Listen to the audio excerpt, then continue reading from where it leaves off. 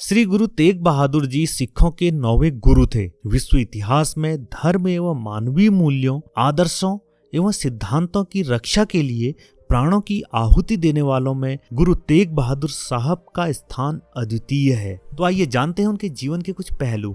गुरु तेग बहादुर सिंह एक क्रांतिकारी युग पुरुष थे। उनका जन्म वैशाख कृष्ण पंचमी को पंजाब के अमृतसर में हुआ था। विश्व इतिहास में धर्म एवं मानवीय मूल्यों, आदर्शों एवं सिद्धांत की रक्षा के लिए प्राणों की आहुति देने वालों में गुरु तेग बहादुर साहब का स्थान अद्वितीय है। गुरु तेग बहादुर सिंह सिखों के 9वें गुरु थे। तेग बहादुर जी के बचपन का नाम त्यागमल था। उनके पिता का नाम हरगोविंद सिंह था। वे बाल्यावस्था से ही संत स्वरूप, गहन विचारवान, उदारचित्त, बहादुर व निर्भीक स्वभाव के थे। उनकी शिक्षा दीक्षा मीरी पीरी के मालिक गुरु पिता गुरु गोविंद साहिब की छत्रछाया में हुई।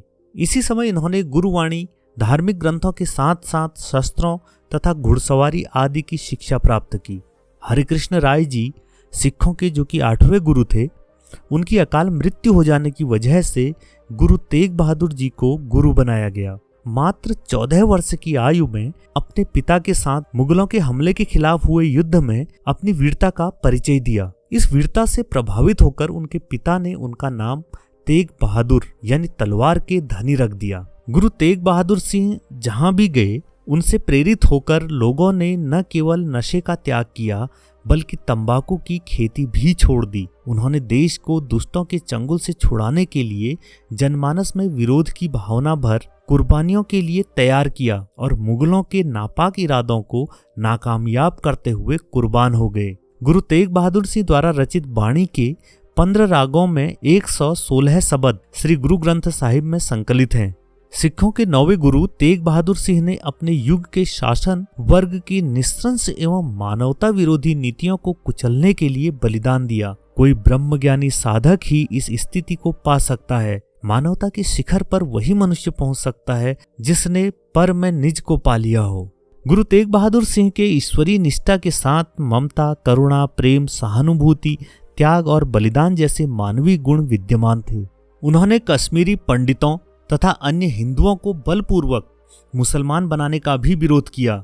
1675 में मुगल शासक औरंगजेब ने उन्हें इस्लाम स्वीकार करने को कहा, पर गुरु साहब ने कहा कि शीश कटा सकते हैं लेकिन केश नहीं। इस पर औरंगजेब ने सबके सामने उनका सिर कटवा दिया।